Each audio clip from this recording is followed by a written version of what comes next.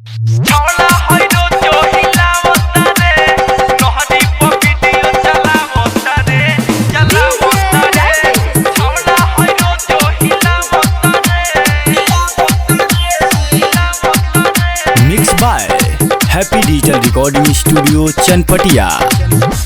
सब ऐसे डार बड़ नीचे दबाइल त्रिशा मधु के वीडियो जहिया से आइल छौला होइरो जो हिलावता रे सब ऐसे डार बड़ नीचे दबाइल त्रिशा मधु के वीडियो जहिया से आइल यूट्यूब पर मार करवावता रे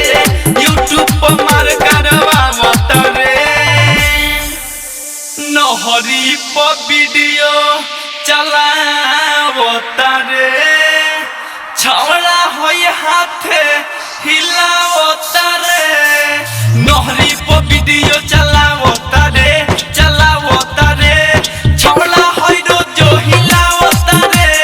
नहरी पर वीडियो चलावता रे चलावता रे छौला होय रोज हिलावता रे छौला होय रोज हिलावता रे नहरी पर वीडियो चलावता रे चलावता रे छौला होय रोज हिलावता रे हिलावता रे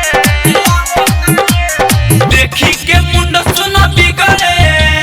बनल तोहर जवानी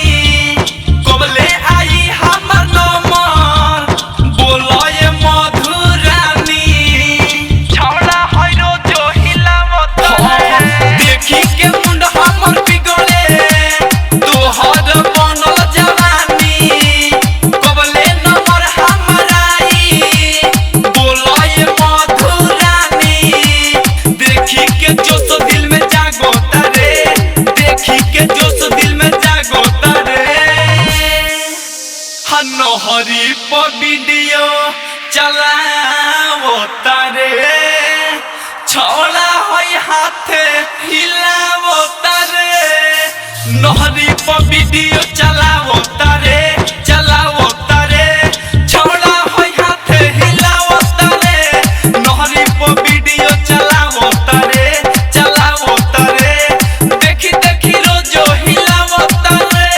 छौला Presented by होय Unique रोज हिलावता रे नहरी पर वीडियो चलावता रे चलावता रे छौला होय रोज हिलावता रे हिलावता रे सुनील सानू के नजर हरदम मधु पर है अब ना होई बारदास देखो विवेकवा कहे छौला होय रोज हिलावता रे सुनील सानू के नजर हरदम तोहरे पर है अब ना होई बारदास देखो विवेकवा कहे गोविंद आकाश रोजे आवता रे गोविंद आकाश रोजे आवता रे